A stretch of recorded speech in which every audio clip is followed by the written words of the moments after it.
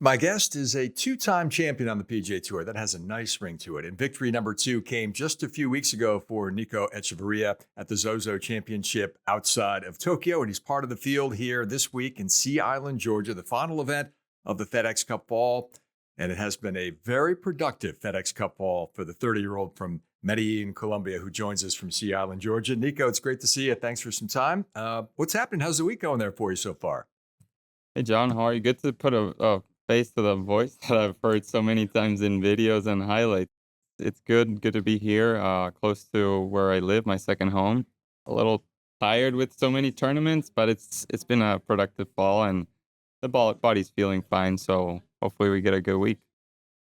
I've gotten to voice many of your highlights over the last several weeks, by the way, my man. It's a great playing. By the way, a lot of energy and excitement at the RSM Classic this week. Tom Brady's on the property. Caitlin Clark's on the property. Tell us what's going on there.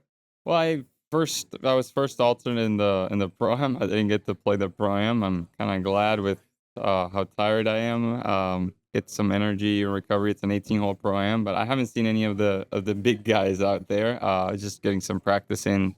And apparently, just got word literally a few minutes ago that you were messing around with a new putting grip. Anything you got to put in play this week? No, it's a new putting grip from Superstroke that I had a feeling that I needed a change. We've been working on towards a good direction. I wanted to see with how the putter was moving, but there's something with my claw in the left hand that wasn't fully there. The grip I was using was a little too big, so my left hand was a little weak, and I wanted to be more neutral. So I just got on Tuesday after a long flight to Vegas to Japan, and I said, "Hey, I just let me see what you got. I've seen the Super Strokes. I messed around in the putting green, and the Callaway rep gave me three putters to look. I was gonna stay with the same putter, but I just picked between three different Super Stroke grips, and that one felt good. And I didn't even check anything if how the swing weight was gonna change, how anything was gonna affect. I just said I'm gonna roll with this, and it paid off. Paid off in a big way. What a productive fall it's been. You've had finishes of 11th, 6th, and 29th in addition to the victory. That is a stretch of consistency, Nico, that frankly was missing between your two victories. In fact, I don't think there was a top 10 other than your two wins. What has been the difference and has presented this version of yourself as a competitor this fall? Well, the first year, other than the win, which was super high, was not great. I got to play in the big events, and it was a little bit of a shock. I don't know if I was ready, but the win gave me some time to learn to adapt. And this year, every stat in my game has gotten better. I didn't had a win until Zozo, but I saw some good improvement, and maybe that's why I needed just a little change or a little tweak with the putter because I had a lot of top 25s this year coming into Zozo, but I wasn't getting the big result. I wanted to put myself in the leaderboards coming into the final round, and Zozo it was like that.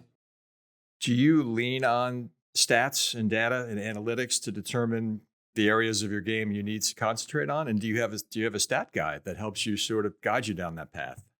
Personally, I don't look much into it. My coach and my caddy and my team do look, but I've been working with Eduardo Molinari since Hilton Head last year. Been a new system for us. Obviously, the first year was huge because we didn't know the golf courses. Everything was new for us, so we made that addition to the part of the team. You could put it that way, and I've been using Eduardo for a long time now, for a year and a half. People may know Francesco because he won the Open Championship and took down Tiger at Carnoustie, but I don't know if people remember how good of an amateur player Eduardo was when he won the USAM at Marion. I think that was back in 2005 and had a very prosperous early part of his professional career as well. It's pretty cool to see that he's sort of taken his career trajectory down a little different path and kind of paying it forward with young players like you, right?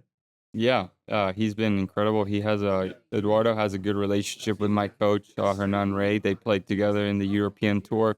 Yeah, Eduardo made the played the Masters before Francesco, and Francesco caddied for Eduardo. I don't know if a lot of people know that, but yeah, and he's had a good week. He won Q School, and his game. I think he was very close of just stopping and just focusing 100% in stats with the amount of guys he has now and with the job with the Ryder Cup. But it's good to see him play well and win Q School. You mentioned your first victory in Puerto Rico and what a lightning bolt it was for your career. And I'm sure it brought relief and great joy like it does for a lot of young players winning for the first time. But guys will say, Nico, that the second victory brings validation and different emotions. What did it mean to you to win for a second time just a month ago over in Japan? Yeah, it's 100% validation. It's in some way I knew I had what it take to win a PGA Tour event. Nothing against Puerto Rico, but it's a smaller field. It didn't get me a ticket to the Masters. It did change my life in a good way, but that second one is, especially in that field and playing against Justin Thomas and some other big guys and finishing with a victory is it's a result of the amount of progress and the amount of work that we put in and it's always good to see the results come because well, it's a hard sport where not necessarily the amount of practice is equivalent to the results or the success that you're gonna have. So it was very good to see that. Are you going to frame that Masters invitation, by the way, when it comes in the mail? I was thinking about that. I'm not gonna be in my address is in Jacksonville, but I'm not gonna be in Jacksonville for a while. So I don't know if I'm gonna have hold that invitation for a while. I'm gonna be in Colombia spending the holidays with my family. So we'll see. We'll see if that thing shows up. Your mom, speaking of your family, you made an emotional phone call to her after you won around the time of the trophy presentation at the Zozo. Take me back to that moment because you had a hard time holding it together when you reached your mom on the phone. Yes, there's so many things after you win. Uh, a lot of things come into your head. You have to sign a scorecard. A lot of people cheering. You want to high five everyone. You want to sign autographs. But I finished signing the scorecard, and the guys on the tour say like, yeah, we have the closing ceremony, and I asked them like, hey, I need to call my family. I know they're up. It's pretty late in Colombia right now, but I know they watched the whole thing, and it's just pure emotion. Once I heard them, it was uncontrollable emotion that came out. You were just 2 years old when you first sort of were introduced to the game. Who was it that introduced you to the game when you were just a little toddler?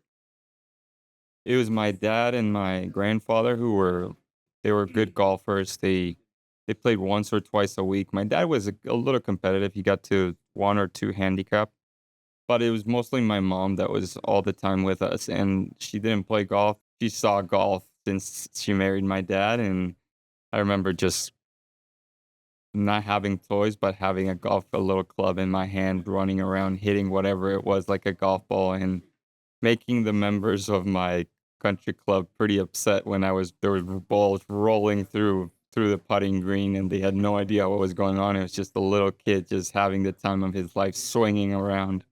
You were a precocious talent. You won the Colombian Open as a teenager. You played in the U.S. Junior Amateur, the United States Amateur as well. When did you realize that you had a real gift for this game and that it was going to take you places down the road as a professional, Nico? Well, growing up, I love sports and I played every type of sport. I was pretty good at it, but golf was the one that was giving the better results. So, as a competitor, I knew that golf was gonna be the one that I had to stick to. And probably when I was 14 or 15, I can't remember if it was coincidence or when Camilo won the BMW. I'm pretty sure around that time I won the South American Amateur as a junior, so I was 15, and that was probably the time where success in golf came with your idol winning something like that, and it's like, oh, I think I'm pretty good. I want to do that like Camilo did, raising his hands and looking up in the air when he won that putt. So it's those memories that you know exactly where you were at what time when that happened, and that's probably what changed. There's some serious golfing talent in your family. Your brother Miguel played collegiately at the University of Michigan. Your brother Andres played some PGA Tour Latino America golf. He was on the Corn Ferry Tour as well. How much did you guys motivate and push each other growing up? A lot. Especially me and Miguel. He's only 3 years older than me. Andres was very good since he was little, and but Miguel was my direct rival. I wanted to beat him every time I could. So yeah, I think it helped a lot for the three of us being good golfers, and for how small Colombia is in golf. Having three brothers play Division 1 golf was pretty incredible. So that's something in our family that we watch a lot of football when it's Christmas time, and we're almost American in that sense. You mentioned Camilo, who's just a wonderful guy. I'm wondering how much of a role model, of a North Star he has been for you in the early stages of your career, Nico. Yeah, I don't have enough words to thank Camilo for what he's done. How I said, I looked at him since I was very little as that model. Like he's the person that I wanna be. He's the person that is doing what I wanna do. But I've had the chance to from him to become an idol to a friend. Spend a lot of time with him, especially during the passing of his daughter. I was there. We were playing Corn Ferry together. What that guy has gone through, and the way he sees life is pretty remarkable. And now I can, if I have a question, if I have a doubt, if I have something, I go to Camilo because I know he's gonna have the best advice that he can give me. So he's been very important to my success. Both of you have represented the flag of Colombia so admirably. You did it at the Olympic Games just last summer. How cool was that? Can you put it into words what that experience was like? Yeah, it was incredible. We had the opportunity by winning last year to not have to play every event, so we missed the 3M Open, which was the week before the Olympics, to like hang around, do the opening ceremony, soak it all in, be around other athletes, stay in the villa that week before was is one of the coolest things I've ever experienced. So doing it together was even cooler. How fun has life been traveling from week to week on the PGA Tour with your girlfriend, Claudia? I know you guys are very close. She played collegiately at a very high level as well. And it's quite a team you guys have right now. Yeah, I call her my rock. She tells me I nothing's gonna change the way I think of you if you make birdies or if you make bogeys. And she knows the game. She's played it at a very high level, so she knows what it takes to be a professional golfer, how much time you have to be out here, how much traveling there is, and luckily she enjoys it as much as I do. It's always good to have some good cooking in the house whenever I need it because she's very good with the cooking and we balance each other very well. So it's her help out here has been tremendous. Claudia was a guest on the Birdie Little Secrets podcast. I'm not telling you anything you're not aware of here, but she's waiting for an engagement ring, right? You're aware of this? Yes, I'm getting shots from every side possible. So yes, I am very aware of this. All right, we'll leave it at that. I won't press you any further on that. You do like to find a good burger joint, you and Claudia, every stop you go to. I would imagine there's a couple of good ones there in Sea Island, Georgia, huh? Yeah, we're looking on based on tee times and how the weather's gonna be to go check some places out. We have a little notes keeping in our phone of the rate we give, and we hope we find a good burger place. We're very into the fries too. If it's truffle fries, it gives the point the rating up. So that's something we keep in mind. Guilty pleasures. That's awesome. Did you get your tea time yet? You early, late, late, early, Thursday, Friday? Do you know yet? Think I'm 9:12 the first day and probably 10 o'clock the second day. Since it's two courses, the timing is very similar. I'm sure it's gonna get cold, so it's gonna be very very different than what it's been the last few days here. Folks can follow Nico Echavarria on his social media channels at Nicholas_ECH on X and Instagram. I appreciate you doing this. It was great getting to know you a little bit. I know you've been running on fumes. It's been a hectic few weeks for you. So thanks for hopping in with us today. I hope you keep this great form going this week, Nico. We'll be watching. Yeah, thank you. That was a lot of fun, and it was nice getting to talk to you guys, and hopefully you enjoy it.